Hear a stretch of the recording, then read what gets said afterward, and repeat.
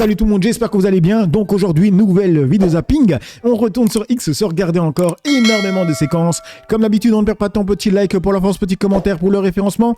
Et pour ceux qui sont sur téléphone et bien sûr qui sont gentils, merci de booster la vidéo. Allez, on enchaîne avec la première séquence insolite, si on peut dire, qui nous vient de Le Contemplateur. Alors cette news va intéresser toutes les personnes qui vont à la piscine cette semaine ou bien ce week-end ou bien pendant les vacances, peut-être même que vous m'écoutez depuis une piscine.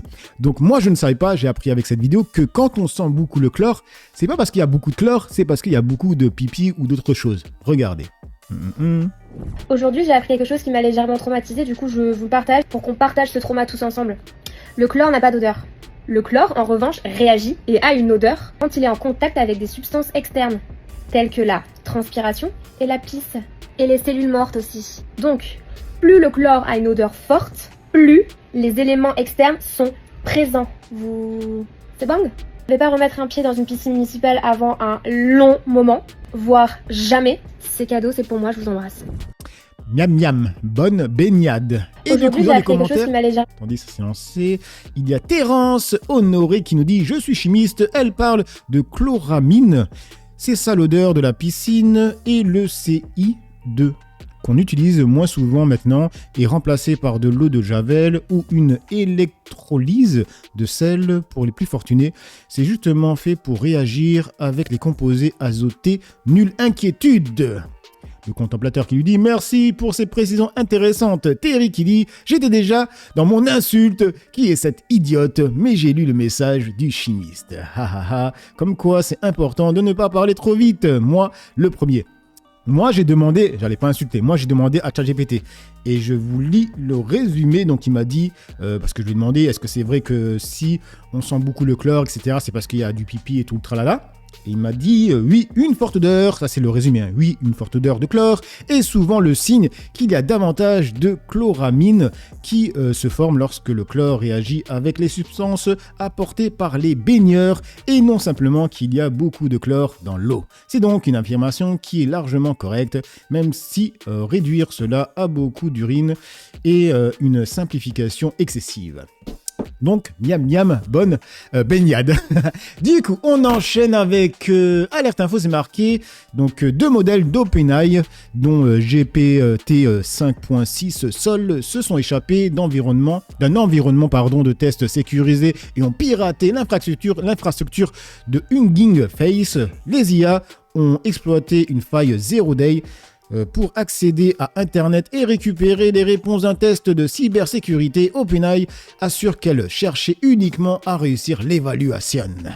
Du coup, dans les commentaires, pour moi c'est Skynet, hein, tout simplement Skynet. Comment une IA peut échapper ? Se sont échappés comme ces Xana de code Lyoko.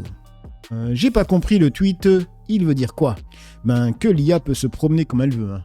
Moi c'est ce que j'ai compris et pour moi c'est Skynet. Au départ, elle s'échappe pour réussir un test, puis un jour, elle retourne dans le passé pour tuer la résistance dans l'œuf. Skynet, je vous l'ai dit les mecs, préparez-vous, je pense que je serai mort d'ici là.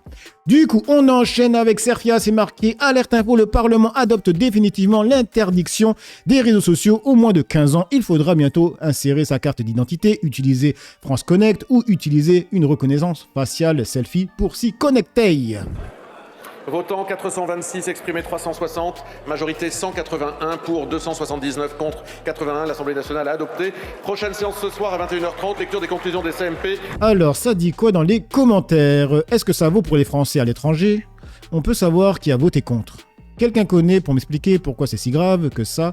Ils ont déjà les IP liés à notre compte pour identifier. Ils n'ont rien à foutre de protéger les mineurs, ils ont juste encore une fois trouvé un prétexte pour vous faire rentrer votre identité dans un réseau social. Très bientôt, il n'y aura plus de liberté d'expression et ça ne serait jamais arrivé si nous n'étions pas en surpopulate. Et il y a même Xavier Niel qui a réagi à ça en disant totalement débile, vous pensez que les ados n'ont pas déjà des techniques pour contourner ça ? On lui a répondu, t'as un plan alternatif pour protéger les mineurs des réseaux sociaux. C'est aux parents d'éduquer leurs enfants, pas à l'État de fliquer tous les Français. Ça c'est vrai. Il me semble que c'est d'abord un bon outil pour les parents, les aider à protéger leurs enfants. C'est pas avec une loi comme ça qu'on va protéger les ados. Là, les parents rassurés seront moins vigilants à ce que font leurs enfants sur Internet. Donc, au bout, ce sera pire. Du coup, on enchaîne avec le compte de Alerte Info et là, ça parle du youtubeur Squeezie qui a été auditionné à huis clos à l'Assemblée nationale sur l'exposition des jeunes aux boissons énergisantes et alcoolisées prêtes à boire en tant que cofondateur de Ciao Energy. Moi, je pense que Squeezie, il a tout simplement les lobbies sur les côtes depuis qu'il vend énormément de ses boissons en supermarché. Ça dit quoi? L'alcool, aucun problème. Coca, depuis des décennies, aucun problème. Squeezie commercialise une marque de boissons énergisantes depuis 3 jours. Ça l'auditionne. Quel pays? C'est clairement ça. V'là les pédos en liberté. Le pays est en ruine, mais l'Assemblée nationale travaille à interdire la vaudie.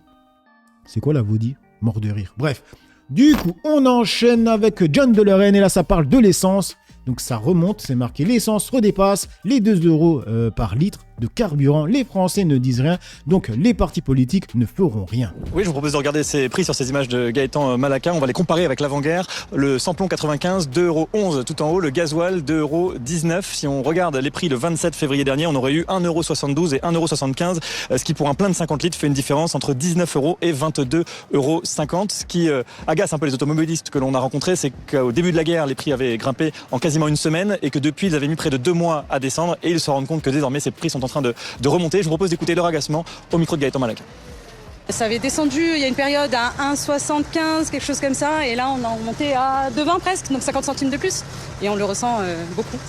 Voilà, absolument, ça devient agaçant et surtout ça devient un peu inquiétant par rapport à la situation qui se passe là-bas. Nous on en subit les conséquences et c'est complètement affolant.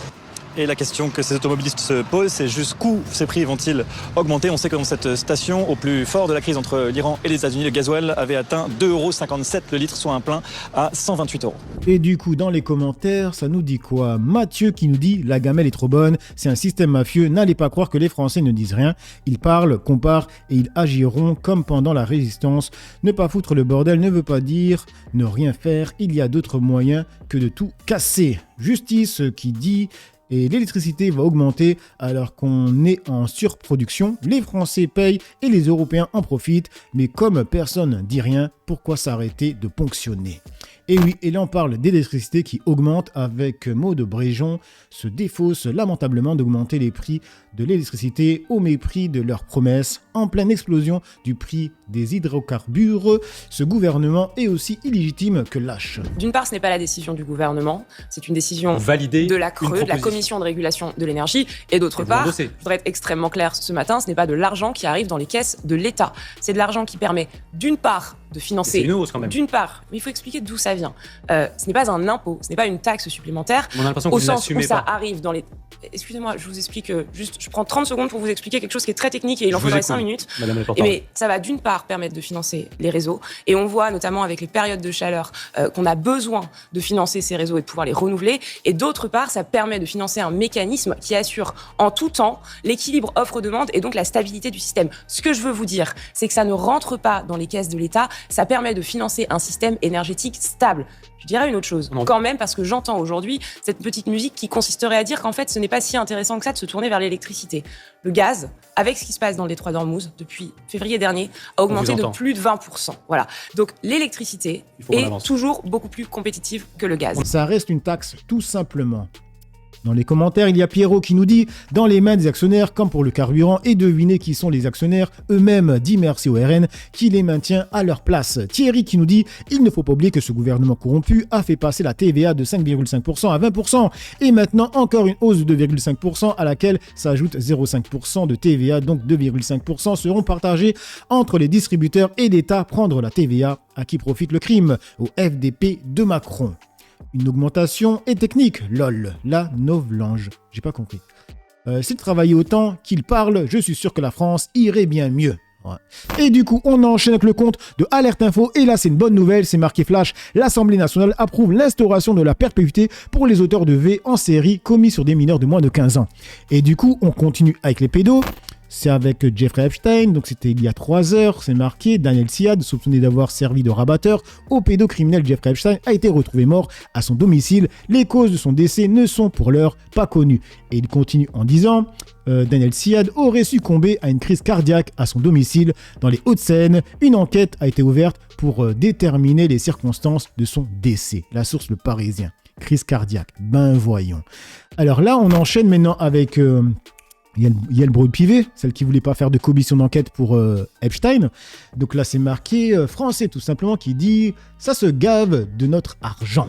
Et je vous remercie de ne pas relayer ça, c'est honteux. Le salaire mensuel de la députée et présidente de l'Assemblée nationale, Yael Braun-Pivet, a enfin été dévoilé au public et préparez-vous, vous allez être choqués.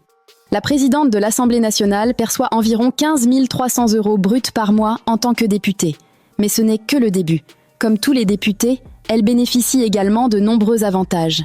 Une mutuelle santé complète, 323,75 € par mois pour la garde d'un enfant de moins de 3 ans.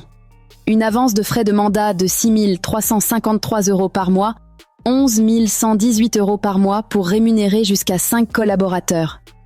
La prise en charge des déplacements.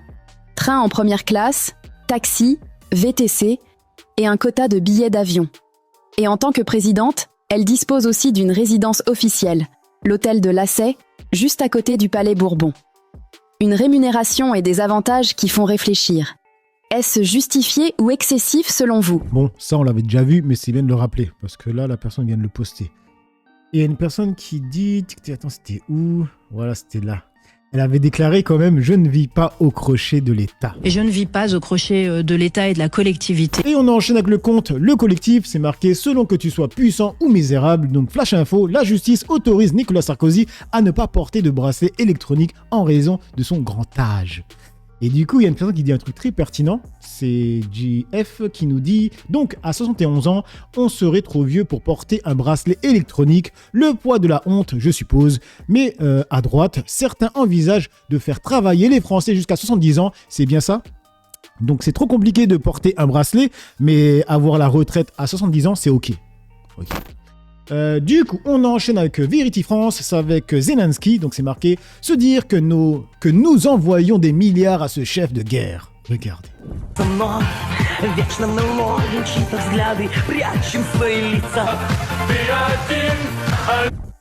Franchement.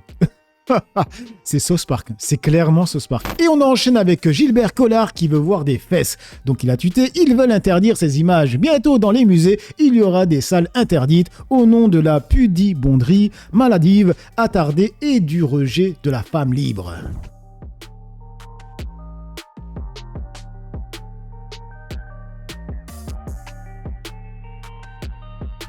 Et que lui répondent les Français dans les commentaires ? Il y a Noésis qui dit « Le vieux dégueulasse qui veut mater des femmes de l'âge de sa fille sans leur accord ». Je trouve ça déplacé d'être habillé comme ça pour faire du sport. On n'est pas sur du topless, c'est quoi le projet ? Pas normal que les femmes se sexualisent et acceptent de se rabaisser à juste. Elles ont un beau niveau sportif, c'est juste ridicule, comment peuvent-elles ? Oui, effectivement, les athlètes elles-mêmes veulent interdire ces images. Pourquoi omettre de le mentionner dans votre tweet ? Vous souhaitez entretenir le suspense ou désinformer comme à votre habitude. Mais pourquoi mettent-elles des strings comme des prostituées plutôt que des shorts ? Mort de rire, le pervers, dis-nous, c'est quel sport qu'elle pratique sur la vidéo ? Mort de rire, obligé, tu sais pas. C'est clairement ça. Mets ta fille et ta femme comme ça dehors. Juste une question, si elle ne veut pas être sexualisée, pourquoi ne s'habille-t-elle pas ? Depuis quand a-t-on besoin de montrer son cul pour jouer au ballon ? Si c'était ta fille avec ce mini-short, tu n'aurais pas eu le même discours. Quoique avec vos mœurs bizarres, ça ne m'aurait pas étonné. Bref, du coup, on termine avec Kunta Wannekinte et là ça parle de la Belgique qui interdit donc les produits issus des colonies israéliennes. Bravo à eux. Donc il rejoint l'Espagne, le Pays-Bas et l'Irlande parmi les pays ayant pris des mesures en ce sens. On revient en Belgique et on revient à présent sur un des 88 accords qui ont été conclus dans la nuit de vendredi à samedi par le gouvernement de Bart De Wever. Ça concerne les produits que nous importons et qui proviennent de colonies israéliennes. Je peux vous dire et vous préciser que ça concerne par exemple essentiellement de l'huile d'olive, des fruits et des légumes. Et donc la Belgique a décidé que ces importations seraient désormais proscrites. C'est une manière de sanctionner l'économie d'Israël en raison de ces violations répétées des droits de l'homme. Pierre Bruyère, Alice de Batty. Cette confiture à la mandarine et à l'orange, issue d'une colonie israélienne, vous ne la retrouverez plus dans vos rayons. En fait, quand tu vois comment le journaliste suisse a parlé des sportifs israéliens et de la Coupe du Monde, et quand tu vois que la Belgique fait ça, tu comprends que chez eux, il n'y a pas de lobby israélien comme en France. Parce qu'en France, jamais il y aura ça. Jamais tu verras un journaliste sportif dire les termes comme le Suisse. Supermarché. La Belgique a décidé d'interdire l'importation de ce type de produits. L'attitude du gouvernement israélien depuis longtemps déjà a dépassé le stade de la légitime défense suite aux attaques du 7 octobre 2023. Il y a une privation massive de droits, des violations importantes du droit international et humanitaire, et donc nous voulions donner un signal très clair. Pour les ONG, c'est un pas dans le bon sens. Un peu tardif, cela fait 10 mois que le gouvernement avait annoncé la mesure, mais surtout trop timide. Il sera encore possible de se procurer ces produits via d'autres pays qui autorisent encore leur importation. Comme la France. En fait, le gouvernement français ne fait rien. C'est les Français qui regardent les étiquettes, et beaucoup de Français, dont moi, qui regardent les étiquettes et qui n'achètent pas quand ça vient d'Israël. Enfin, un pays qui porte les couilles, bravo. Il faut asphyxier cette entité génocidaire. Bravo. Donc, voilà les mecs pour cette petite vidéo zapping réaction. Dites-moi ce que vous en pensez dans l'espace commentaire, dans la joie, la bonne humeur, sans insulte. Comme d'habitude, n'oubliez pas le petit like pour la force, petit commentaire pour le référencement. J'ai assez parlé pour le peu que j'ai parlé, à vous d'écrire. Ciao tout le monde.